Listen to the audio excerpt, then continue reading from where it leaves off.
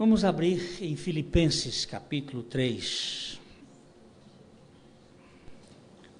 Filipenses 3.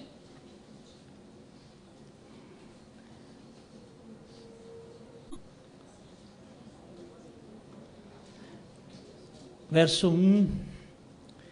Quanto ao mais,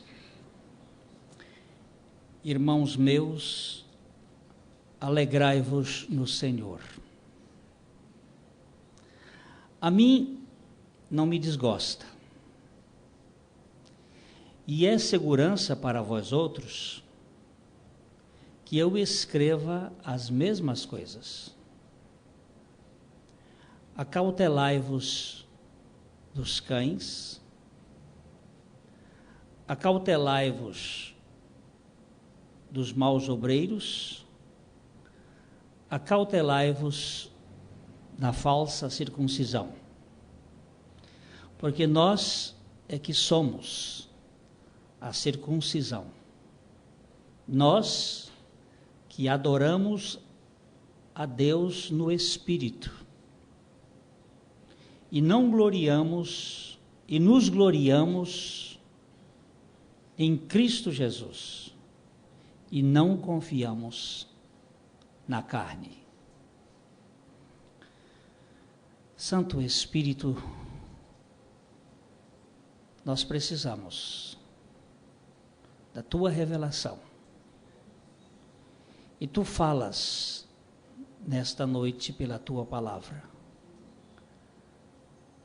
para que Cristo seja glorificado, o Teu povo seja edificado, aqueles a quem Tu tens designado sejam salvos, e nós nos alegremos. Em nome de Jesus. Amém. Esta carta aqui é um passeio na passarela da alegria. É a carta mais alegre da Bíblia. O tema dela, de fato, é a alegria. 19 vezes, em 4 capítulos, aparece gozo, regozijo, júbilo, alegria, contentamento. É uma carta extremamente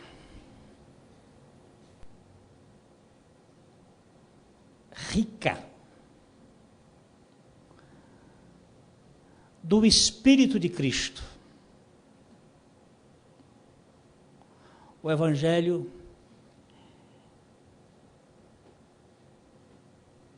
é, antes de qualquer coisa, uma notícia de alegria.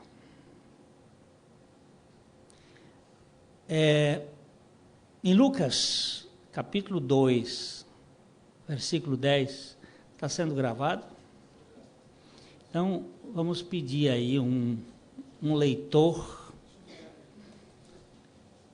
Lucas 2, 10.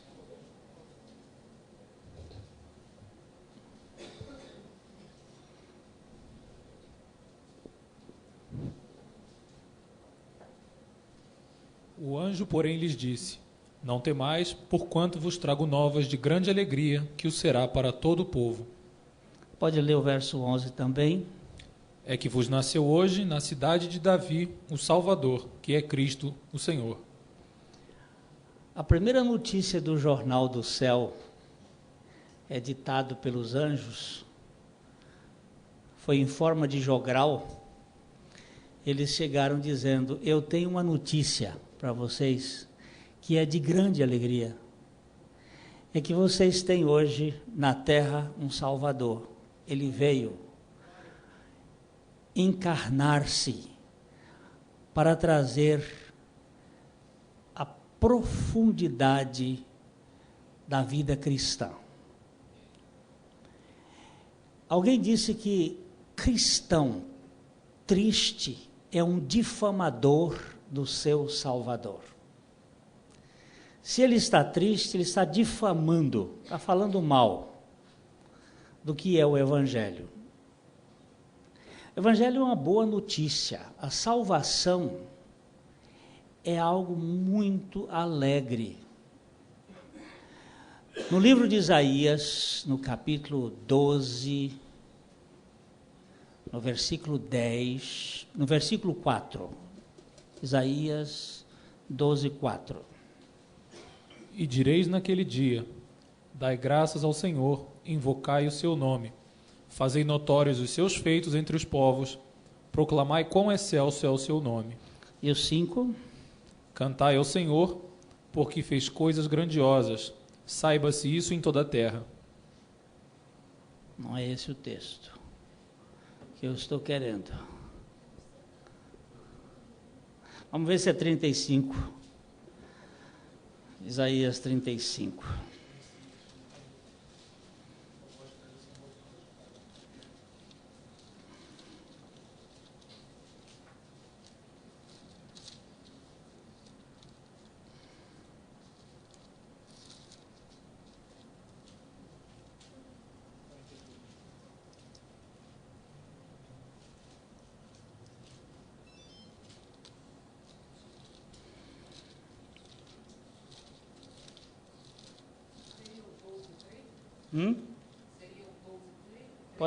E vós tirareis com alegria as águas da fonte da salvação.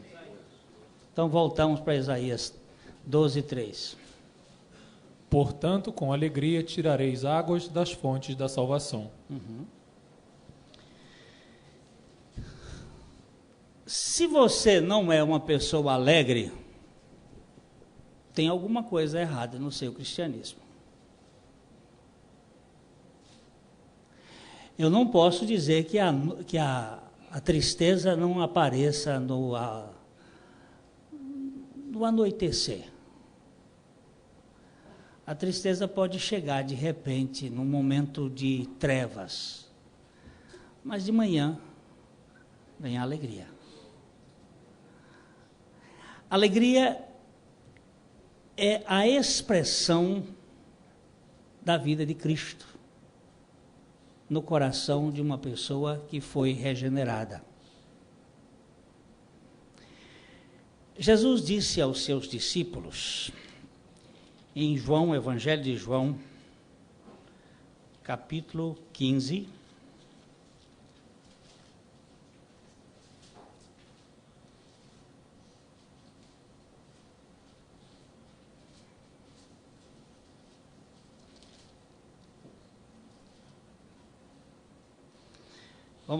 Vamos mudar.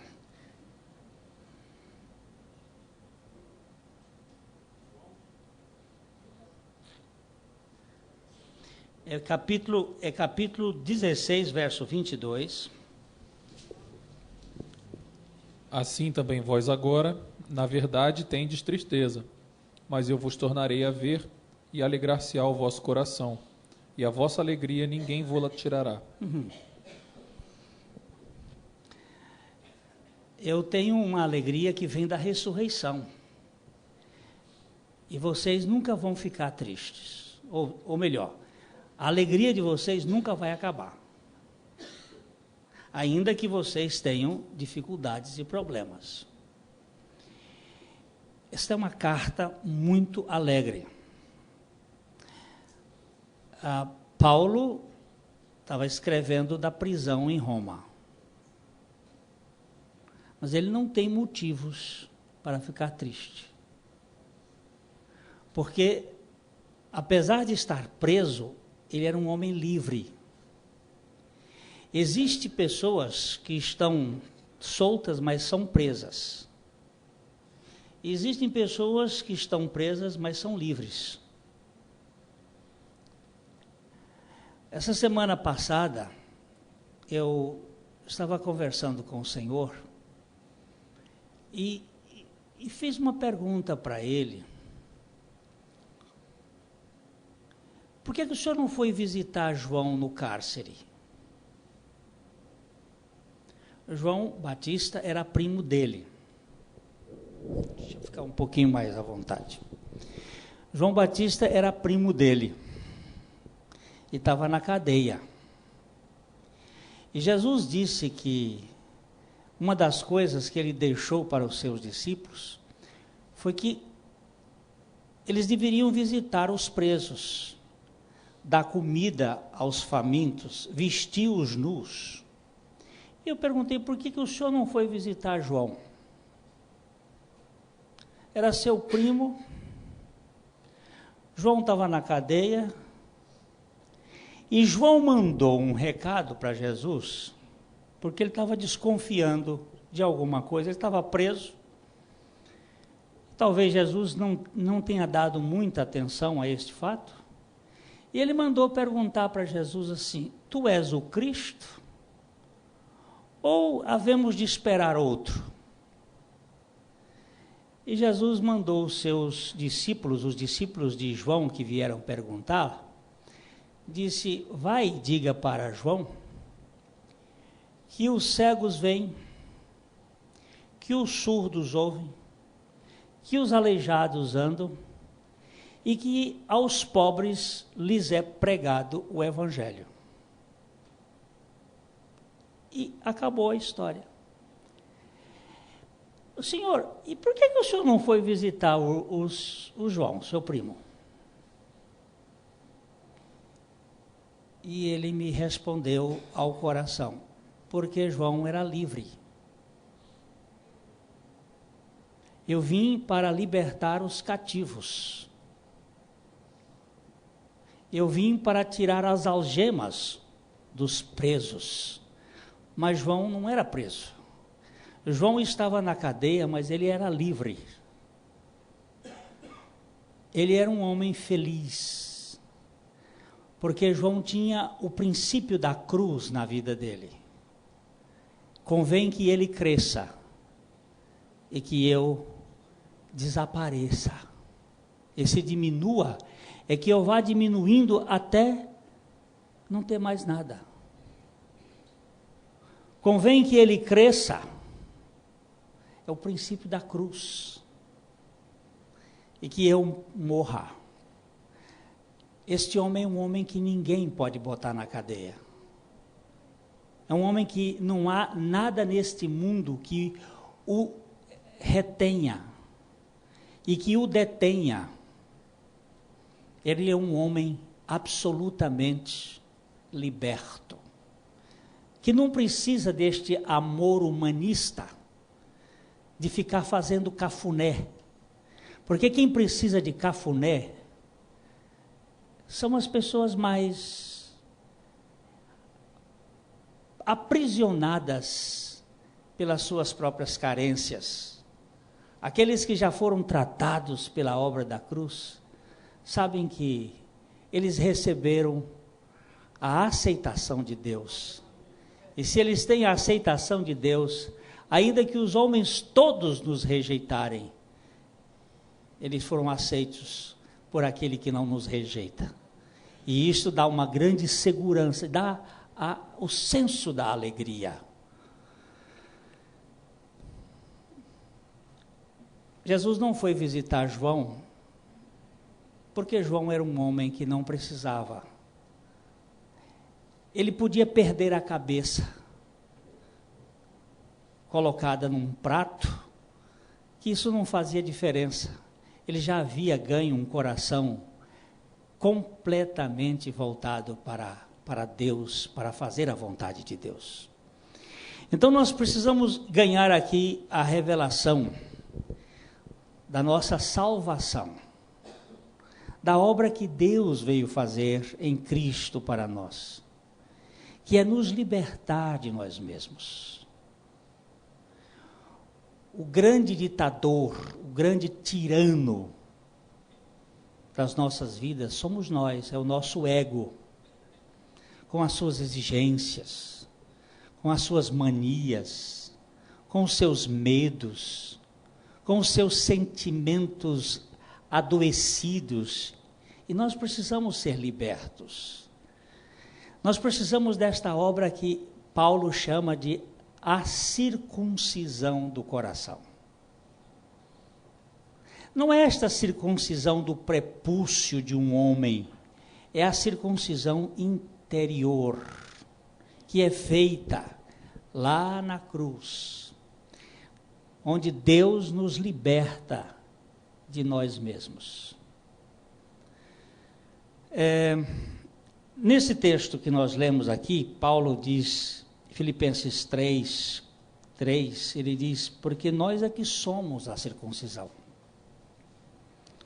Nós que adoramos a Deus no Espírito e nos gloriamos em Cristo Jesus e não confiamos na carne. Circuncisão. O que é isto? Que rito é este? No Velho Testamento, ele era um rito que apareceu a partir de Abraão, que era pegar o prepúcio do pênis, aquela membrana, e ela era cortada. O pênis foi o primeiro Deus da humanidade. É o falo. Esse Deus, ainda hoje muito adorado, a imagem dele em todas as cidades grandes do mundo, é o obelisco de Tamuz. É um obelisco chanfrado, quadrado assim, e na ponta ele é uma pirâmide. Esse obelisco de Tamuz é o símbolo do falo. E quando eu falo isto, eu estou querendo dizer que aqui é que está uma das grandes religiões do mundo. É a religião de Babilônia. Babilônia aparece na Bíblia em primeira mão, no livro de Gênesis, no capítulo 10, no versículo 10, na figura de Nimrod, um personagem caçador de almas, caçador de homens, poderoso diante do Senhor. Gênesis 10, 10. O princípio do seu reino foi Babel, Ereque, Acade e Calné, na terra de Sinar. Aqui no verso 11, leia o verso 8 e verso 9.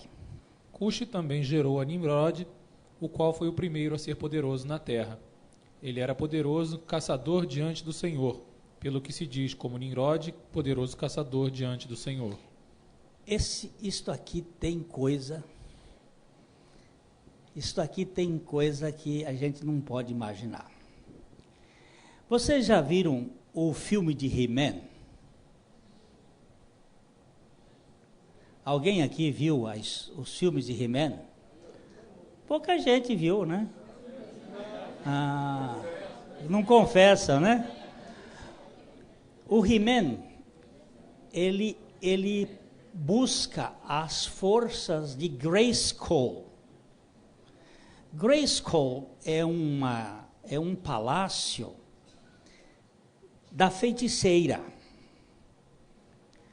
A feiticeira é o uso das forças latentes da alma. Feitiçaria é obra da carne, tem nada a ver com o diabo. O diabo entra na feitiçaria, assim como Filipão entrou na seleção brasileira de futebol. Filipão foi apenas o treinador e o estrategista, mas não foi Filipão que jogou, foram os jogadores que jogaram. O diabo entra nesta história aqui incentivando os poderes da alma, os poderes de Nimrod, ou seja, os poderes babilônicos, que são as forças kundalínicas, as forças interiores nos seus chakras. E você tira a espada da ponta da cabeça, passando por cima da cabeça, e diz: eu tenho a força, eu tenho o poder que faz acontecer. Por exemplo, quem fez os sinais para combater Moisés? Aqueles dois elementos chamados Janes e Jambres. Com que poder eles fizeram serpente? Moisés jogou uma vara, fez uma serpente, apareceu uma serpente, e eles também fizeram. Com que poder eles fizeram isto? Com os poderes latentes, os poderes deles. O diabo está de lá de fora fomentando a coisa, mas esses poderes estão dentro do próprio homem. É isso que se chama feitiçaria. É a utilização da clarevidência, da hiperestesia, da telepatia, que são forças, são poderes que Deus deu ao homem lá no jardim do Éden, para que o homem administrasse a terra.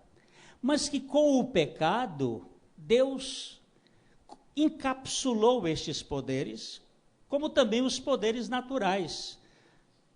Alguém nasce nesse mundo zero de atualização e 100% de potência. Mas ele nasce ignorante, analfabeto, sem dente,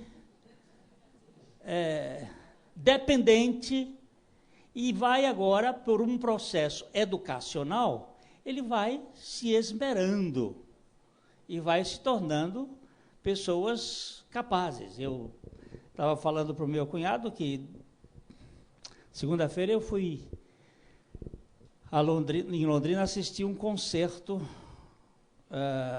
da Orquestra de Câmara de Londrina, um concerto de violino, ou orquestra de câmara com os violinos e oboé, tocado pelo Alex Klein. Alex Klein hoje é o maior oboísta do mundo, um brasileiro que quando toca na gente. Mas ele nasceu zero. Com o desenvolvimento, aquela potencialidade foi sendo desenvolvida e hoje é um virtuoso. Não tem orquestra no mundo que não queira que ele vá lá fazer um solo. Tanto é que a agenda dele está completamente lotada até 2008, nas várias orquestras no mundo todo. Mas este poder natural, este é um poder natural, é uma força natural que é desenvolvida, a matemática, a capacidade para línguas. Mas além destas capacidades, existem alguns poderes no homem que estão lá dentro, e esses poderes são ricos, poderosos.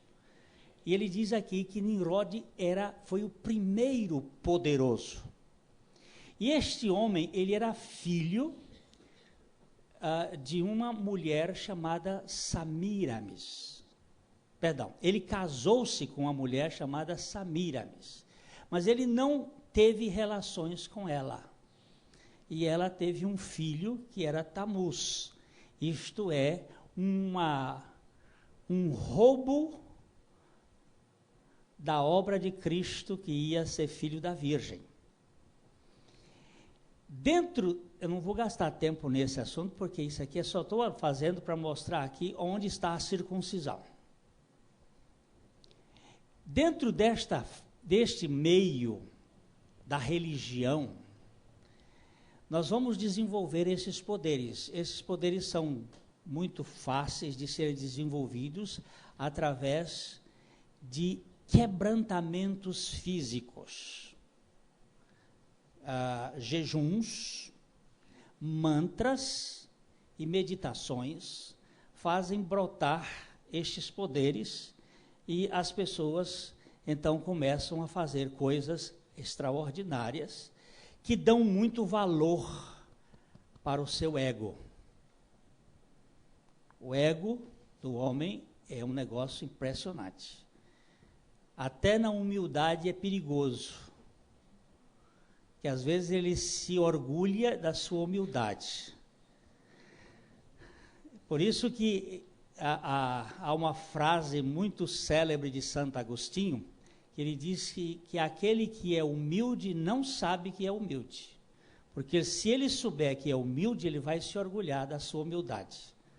E aí a humildade vai se tornar um problema muito sério. O homem é detentor de um grande poder. A Bíblia nos mostra no Salmo 8, no versículo 5, vamos ver se eu agora acerto. Contudo, pouco abaixo de Deus o fizeste, de glória e de honra o coroaste. O homem foi feito um pouco menor do que Deus. Um pouco menor do que Deus. Mas ele fica ambicionando ser Deus, porque esta é a obra do pecado. O que a serpente inoculou no homem? Qual foi o veneno que ela inoculou no ser humano lá no Jardim do Éden? Como Deus sereis. E este como Deus sereis significa eu sou independente, eu sou autônomo, eu sou autossuficiente, eu me basto. É isto que está por trás tanto do conhecimento. A gente quer conhecer muito para ser consultado, para ser requerido.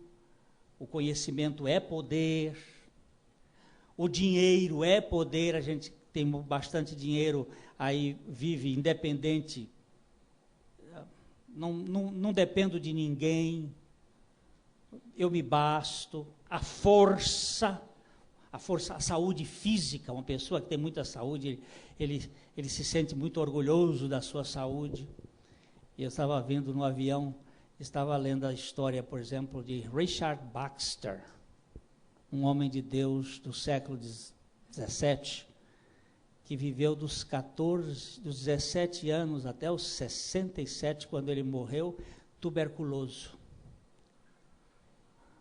fraco, e Deus manifestando o poder na sua fraqueza. Um homem doente. Aí, lendo a história de Charles Spurgeon, que viveu mais de 30 anos com gota, reumatismo, com dores atrozes. E, na sua fraqueza, Deus manifestando o seu poder. A gente, às vezes, muita saúde, muito dinheiro, muito conhecimento, fica besta demais, fica soberbo, fica bastando, e é um perigo. A gente fica, está tudo muito bom, é um perigo. Eu agora tenho descoberto que os sofrimentos são instrumentos celestiais para a nossa vida. Até fiquei muito intrigado outro dia com um versículo da Bíblia que está lá em Hebreus capítulo 5, versículo 10. Eu retiraria esse versículo da Bíblia, se fosse eu, mas está lá. Sendo por Deus chamado sumo sacerdote. Ah, é esse que eu disse?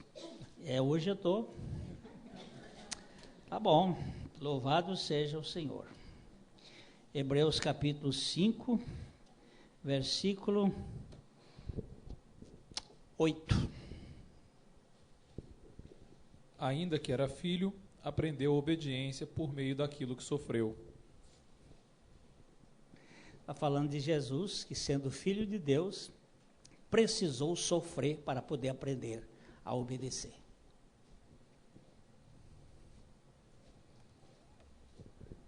Isso é paradoxal. Quer dizer, ele teve que passar por algumas dificuldades para aprender a obediência. A finitude foi um caminho que Jesus passou para aprender a obediência. O sofrimento aqui na terra. Você já imaginou o Criador do universo tendo que ser trocado fralda pela criatura? Pensa um pouquinho. O Criador que criou tudo isto aqui, esse macrocosmos, agora ter que pegar um peito e se amamentar. Isso é muito paradoxal. Isto simplesmente é um absurdo. O Criador do mundo ficar dependente da criatura. E aprender a obedecer os pais dele. Ele foi muito obediente. Só uma vez que ele deu um tropicão lá, e os pais ficaram preocupados, aí ele foi mostrar a vertente da sua vida. Ele disse, mas era conveniente que eu obedecesse ao meu pai, porque eu vim para fazer as coisas que meu pai mandou. Mas Jesus teve que se submeter e passar pelas dificuldades e pelos sofrimentos para poder aprender a obediência. Mas voltando ao nosso ponto, o poder do homem, o poder que está dentro de nós. Este poder, seja ele natural, benéfico, como o poder do conhecimento, ou o poder da saúde, como os poderes latentes, precisam de cruz. O mistério da cruz.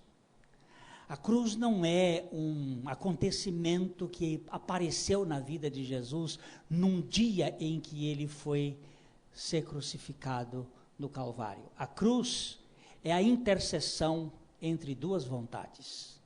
São dois vetores aqui muito importantes, que nós precisamos entender. O vertical e o horizontal. A cruz parte de duas vontades. A vontade de Deus e a vontade do homem. Lembra-se que Jesus, quando chegou lá no Getsemane, sabe o que significa a palavra Getsemane? Sabe? Prensa de fazer azeite. Sabe que Jesus chegou lá isso foi no dia anterior à tentação, à crucificação. Mel Gibson fez até uma insinuação da maior tentação de Jesus com a serpente no seu filme, ali no Getsemane, quando a serpente, Satanás, aparece para removê-lo do objetivo de Deus, que é a cruz. E ali naquela hora, Jesus teve a maior crise. Ele chegou a dizer, a minha alma está angustiada, deprimida até a morte. A maior crise existencial de Jesus foi naquele instante, porque havia duas vontades. A dele, como homem, a do Pai, sobre ele. E por 3 vezes Jesus foi orar pedindo ao Pai, passa de mim este cálice. Mas ele sempre repetia, mas não seja feita a minha vontade, mas a tua vontade. Isto é cruz. Cruz é exatamente a obra de remover os nossos desejos teomânicos de querer ser absolutos, poderosos, de querer ser He-Man. Sabe que He-Man significa, aqui está, ele é o homem. E o homem é aquele que Satanás trabalha com ele. Quando Jesus estava para ir à cruz, que ele contou para os seus discípulos, a primeira vez que ele contou para os seus discípulos que ele iria para a cruz, Pedro disse, de modo nenhum isso pode te acontecer. E chamou Jesus à parte e dissuadiu Jesus da cruz. E Jesus disse, esse sotaque eu conheço. Esse não é o sotaque de meu pai. Ele disse, arreda-te, Satanás, porque não cogitas das coisas de Deus, mas das coisas do homem. O projeto de Satanás é valorizar o homem. A salvação é desvalorizar o homem, para glorificar a Deus na vida do homem. O projeto do homem, de Satanás, é dar ao homem conotação de vanglória. Mas a obra da cruz é esvaziar o nosso ego a ponto de chegarmos a dizer, não mais eu, mas Cristo. E não é dizer da boca para fora, até o papagaio de um pastor lá no Mato Grosso confessa, eu estou crucificado com Cristo. O papagaio aprendeu, e ele anuncia o versículo, e ele fala, mas não é isso, não é coisa de papagaio. É coisa do coração, da obra do Calvário, esvaziando os nossos direitos, as nossas prerrogativas, as nossas posições, para que jamais nos sintamos feridos, esquecidos, desprezados, porque é isto que estraga a alegria. É quando alguma coisinha vai ali e rouba. Rouba por quê? Porque nós estamos vivos demais. Nós temos direito demais. Nós temos prerrogativas demais. Nós temos desejos demais. E isto estraga o contentamento. Em vez de nós celebrarmos, aí a gente vai murmurar, vai participar do coral dos sapos, coachando na beira da lagoa. Aí a gente encontra na vida os lamurientos. Quando você encosta nele, aí você sente o solo. Ai, ai, ai, ai.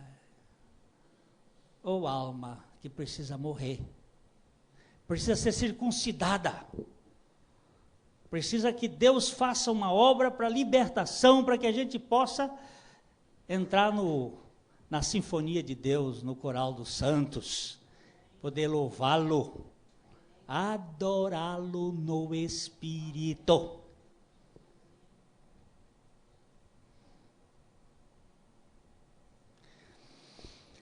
Mas esta viagem daqui para cá é longa. É longa.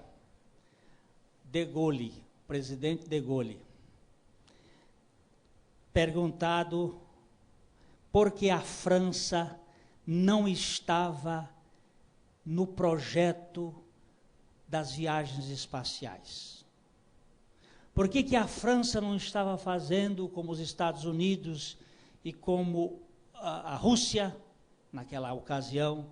E De Gaulle disse, meu jovem, falando para o jornalista, meu jovem, a maior viagem não é daqui à Lua ou daqui a Marte. A maior viagem que um homem faz é da cabeça até o coração.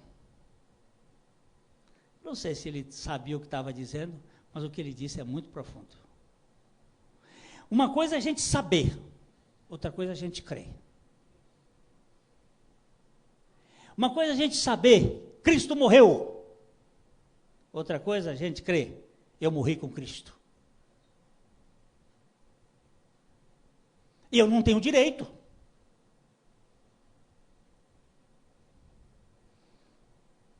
E eu não tenho que ficar magoadinho. Eu achei tão bonzinho essa experiência domingo de manhã, eu estava entrando na igreja, e uma pessoa que estava debaixo do mezanino, eu ia andando assim, ele... Psiu! Eu olhei, psiu, é você mesmo. Aí eu me aproximei. Pois não, você é muito pedante. E eu não gosto de você. Ele disse, mas eu tenho um que gosta. Não só gosta, como me ama. E me amou tanto que me fez morrer naquela cruz com ele. E eu louvo o meu Salvador que me aceitou, eu que sou o pior. Aí ele bateu na minha mão assim, estava ali testando. Não preciso do seu teste, eu já passei. No corpo de Cristo, eu fui aprovado. Eu não sou aprovado pelo meu comportamento, ainda que eu tivesse errado. Eu fui aprovado em Cristo Jesus, pela graça dele. Mas eu estou falando aqui, gente, que nós ficamos muito ressentidinhos.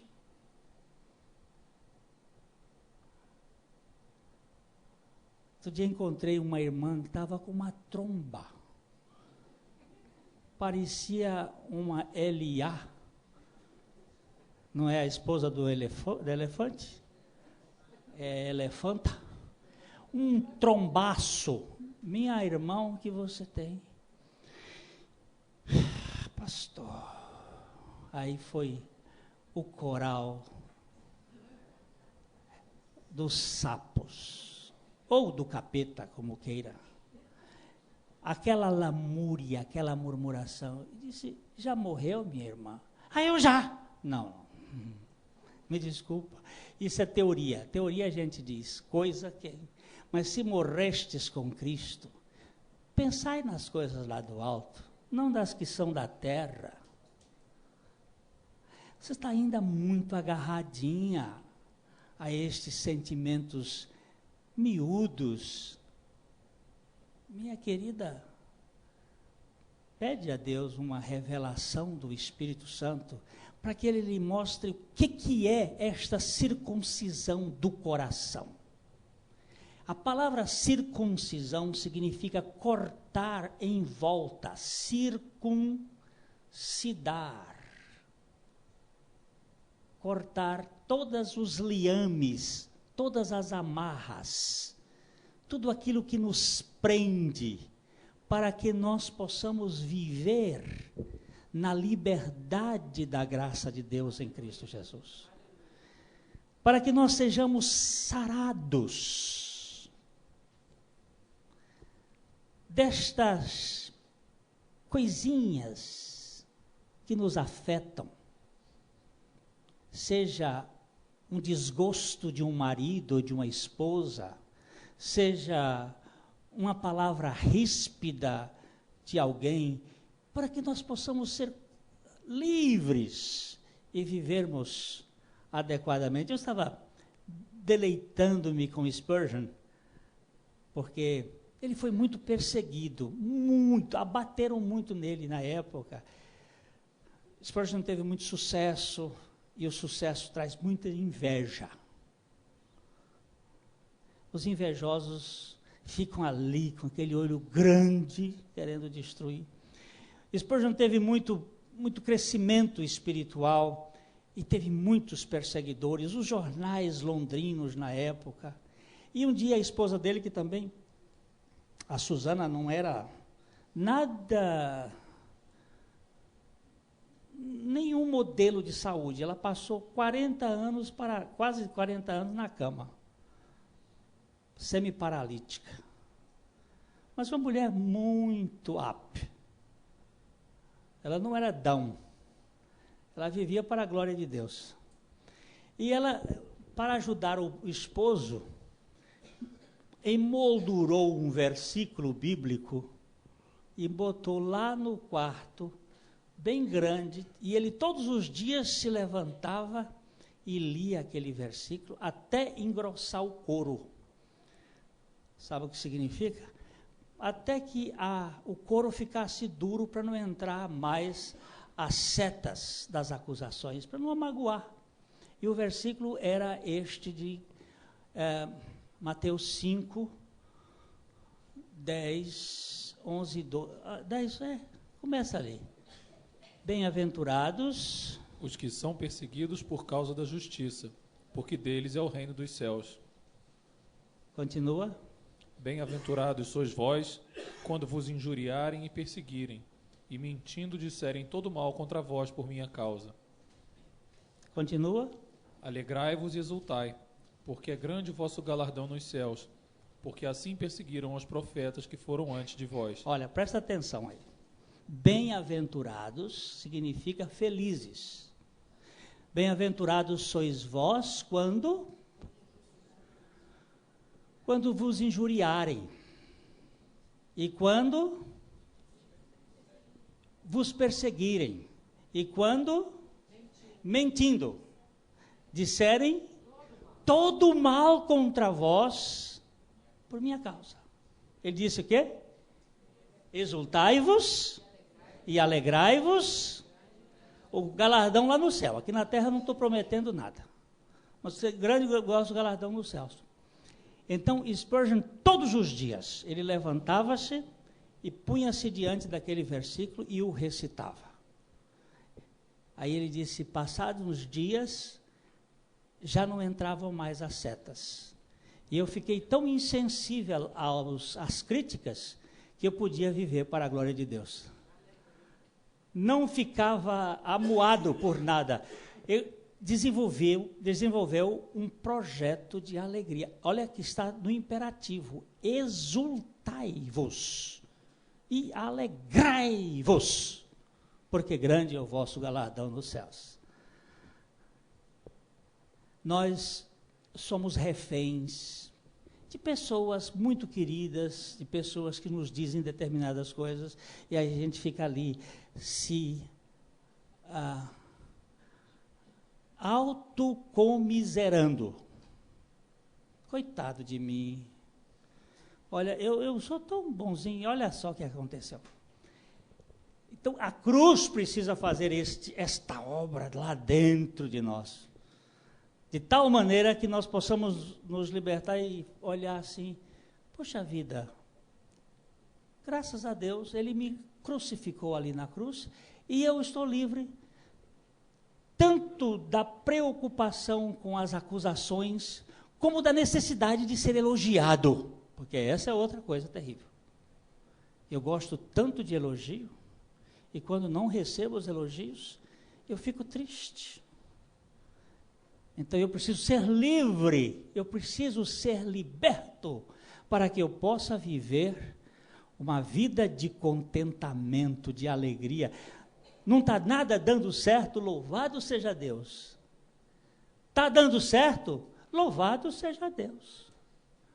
A coisa foi boa, louvado seja Deus. E a coisa foi ruim, oh meu Deus, eu sei que essa coisa difícil está contribuindo para o meu bem. Louvado seja o Senhor. Não era o que eu queria, mas eu te bendigo, eu te exalto, porque tu estás aperfeiçoando-me através destas coisas.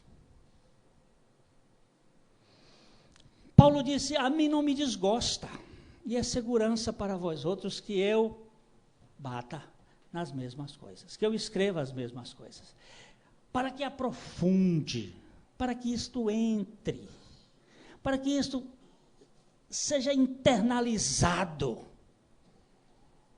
dentro de nós, esta obra da cruz de Cristo. Estou crucificado com Cristo, é a circuncisão de Deus, tirando os liames, as coisinhas que nos prendem, para que, puxa vida, o que pode? Spurgeon dizia uma coisa linda que eu li, ele dizia assim: venha, ó detratores, venham, exerçam o bom papel que Deus vos tem mandado para me lixar. E eu pouco estou lixando com o que vocês estão fazendo, ou seja, que seja polido. Venha Apolion em pessoa. Sabe quem é Apolion? Hein? Sabe quem é o Apolion em pessoa? É o próprio Rabudo. Venha você, venha, porque o Rei dos Reis mora na minha vida. Venham, ó labaredas quentes, porque há uma brasa viva no meu coração. Ele não estava com medo dessas coisas. Por quê? Porque Cristo vive em mim. Se Cristo vive em mim, o que você pode me fazer? Me conta. Não, mas o que você pode me fazer se Cristo vive em mim? Nada.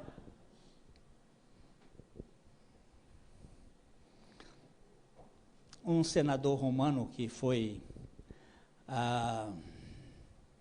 ameaçado pelo imperador, esse senador havia crido no Evangelho. E o imperador Marco Aurélio, que foi um grande perseguidor, com toda a tática dele, toda a técnica dele, ele era um grande perseguidor dos cristãos.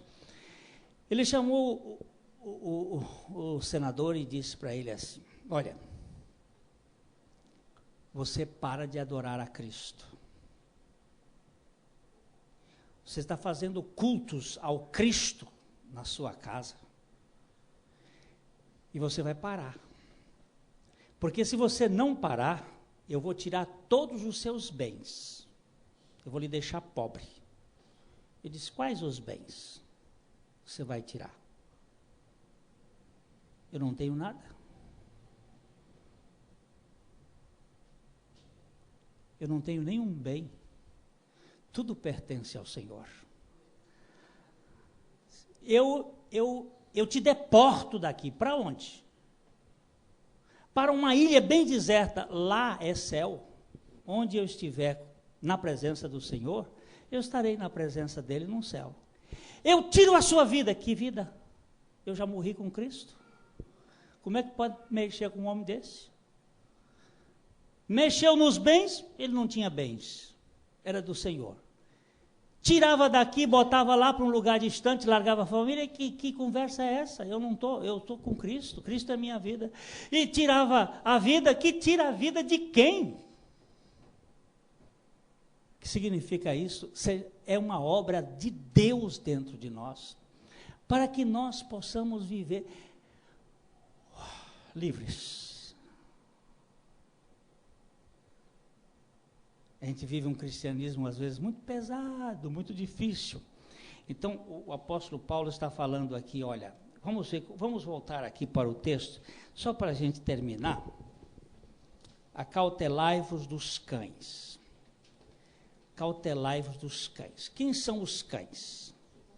Estes cães, eles estavam lá na cruz, junto com Cristo, no Salmo 22, eles aparecem lá mordendo os cães.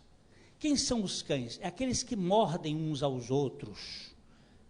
A Bíblia diz assim: não vos mordais uns aos outros.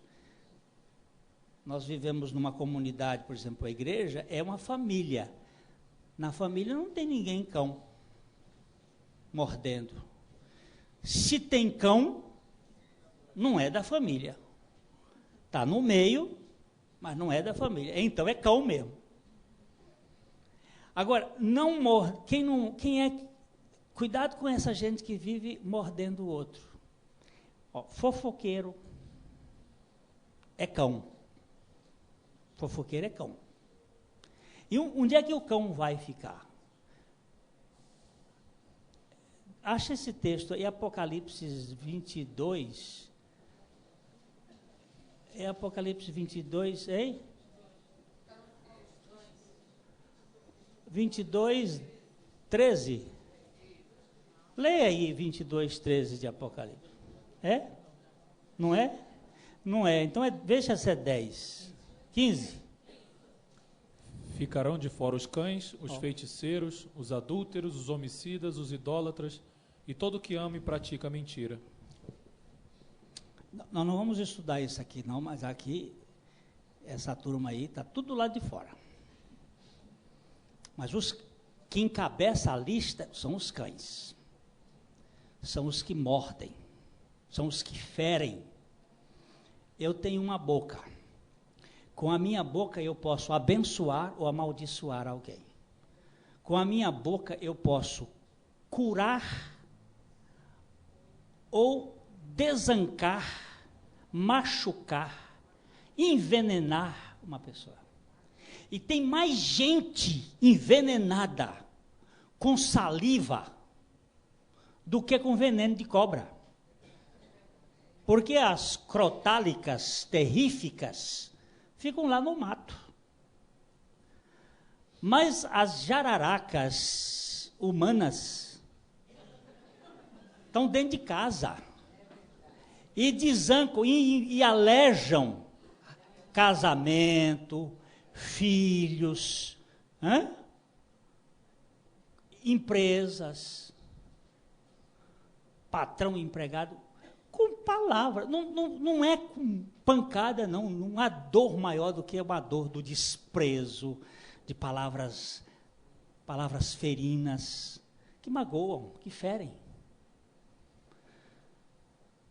Eu tenho dito, Deus, faça da minha boca, aquela expressão de Isaías, eu hoje estou meio esquecido, viu? Mas não tem problema não, isso é bom sinal. Deve ser Isaías 50, 9, de 10 a 11 fala sobre esses cães. Mas não é esse que eu quero não, eu queria 50, eu acho que é 10, dá-me, ou 10 ou 4, acho que é 4, palavras eruditas para 54. O Senhor Deus me deu a língua dos instruídos, para que eu saiba sustentar com uma palavra o que está cansado. Ele desperta-me todas as manhãs, desperta-me o ouvido para que eu ouça como discípulo. Dá-me língua de erudição, para construir, para dar palavras ao cansado, aquele que está sofrendo. Domingo, lá na porta da igreja, quando eu estava cumprimentando as pessoas, veio uma moça passando, feito novilha,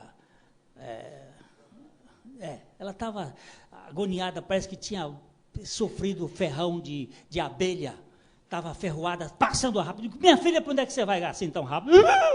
Vem cá, volta. Volta cá. Botei debaixo da asa aqui e disse, alguma coisa está acontecendo. E ela, me solta. Calma, fica quieta. Estou vendo eu chorar, digo, deixa, não tem problema. Vamos ver o que está acontecendo aqui. Dá-me palavra de erudito agora para falar ao ouvido dessa menina aqui, que possa trazer consolação e cura, para curar essa ferida que está doendo aí.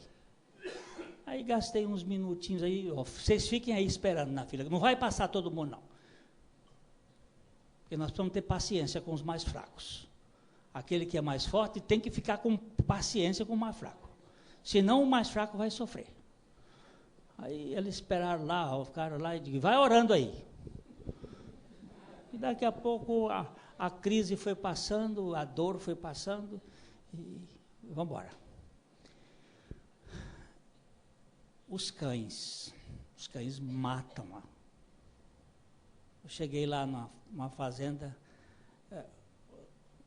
olha, nós estamos sem ovelhas aqui agora, pastor, nem podemos comer um carneirinho, ele sabe que eu gosto muito de carne de carneiro. E o que foi que aconteceu? Apareceu um cão aí, matou as ovelhas todas.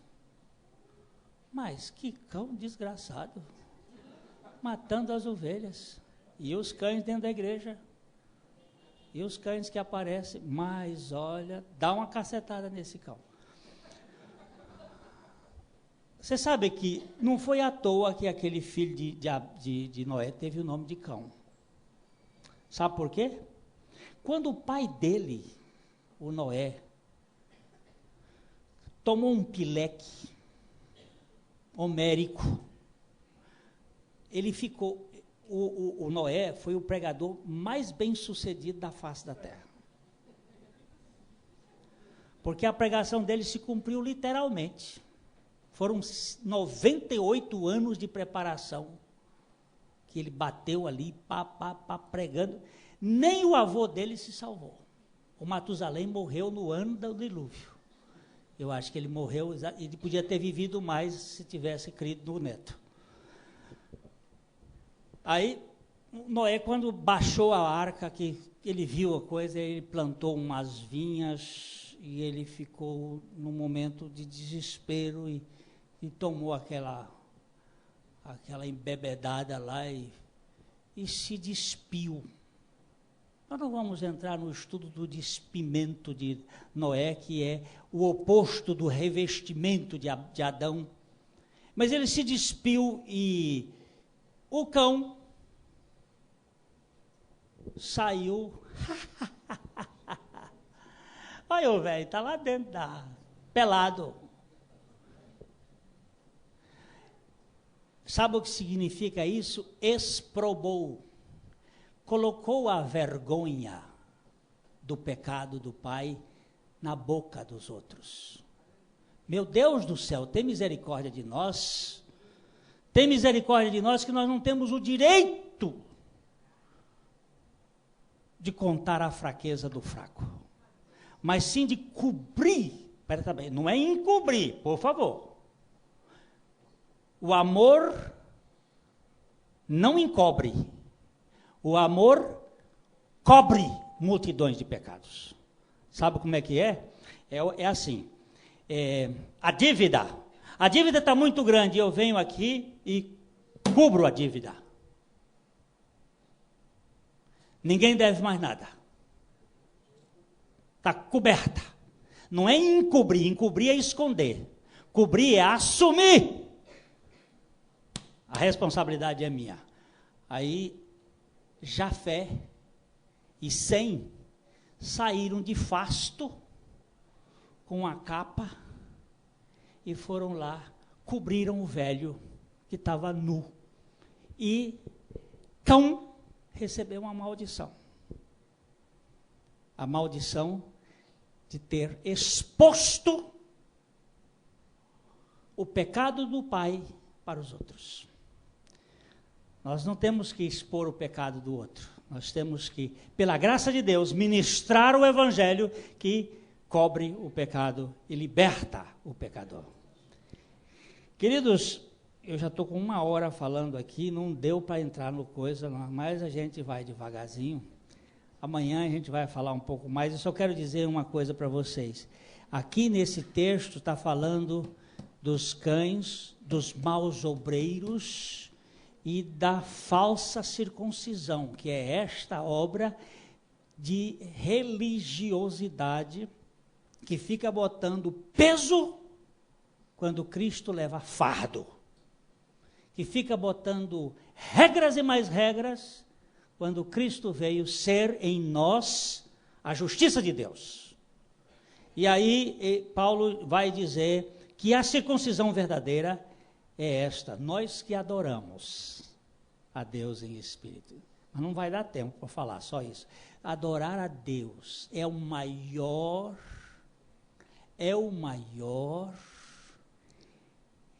privilégio que nós temos na face da terra. Adorar.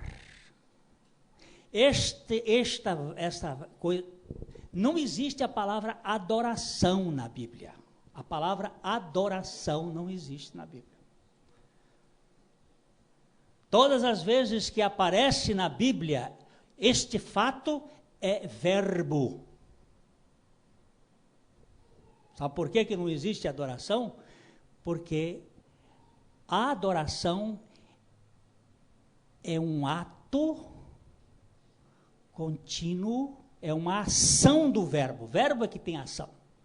Adoraram, adorarás, adora a Deus, sempre está no verbo.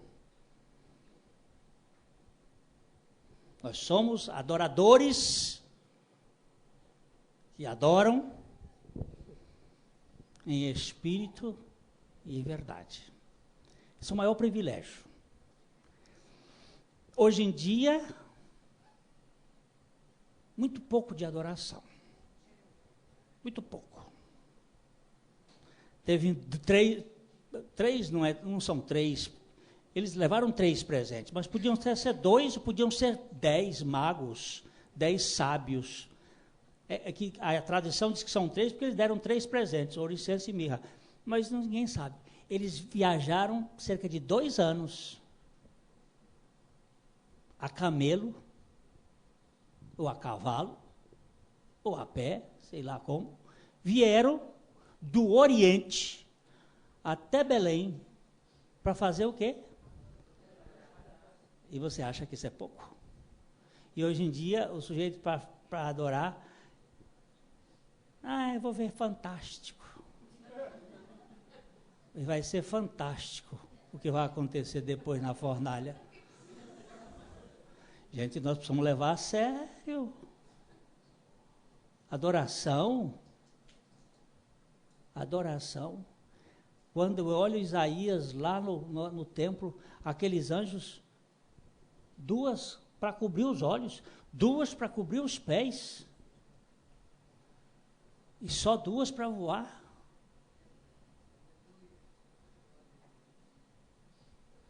A adoração é coisa séria, gente.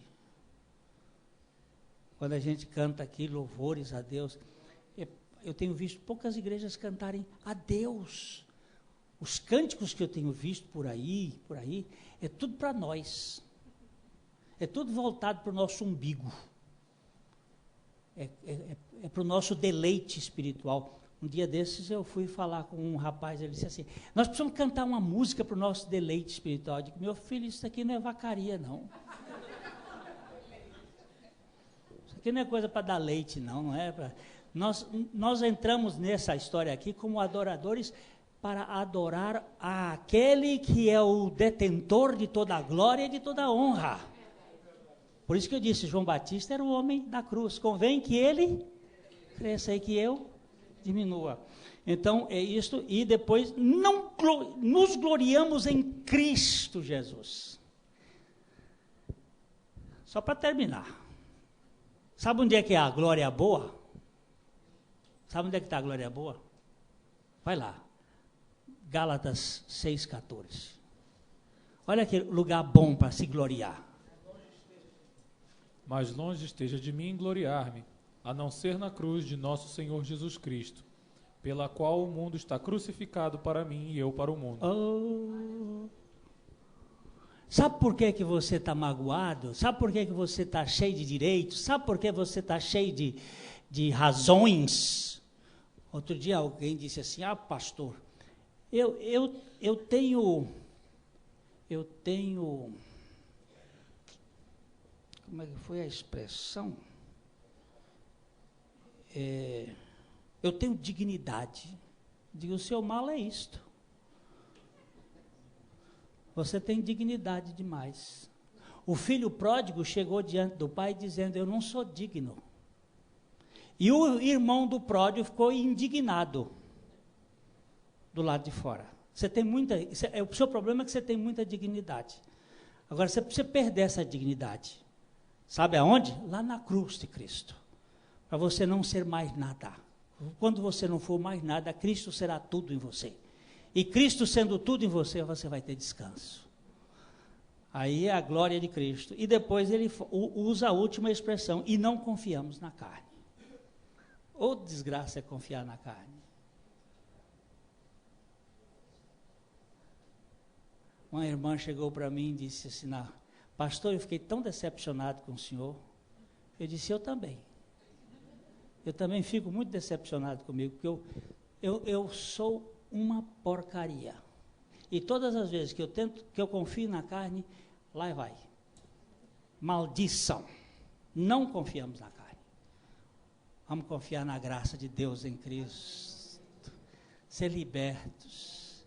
Viver para a glória de Deus. Que Deus nos dê a graça deste evangelho de alegria. Celebrar. E não ficar com essa questão de Nimrod, buscando poder, reconhecimento, importância.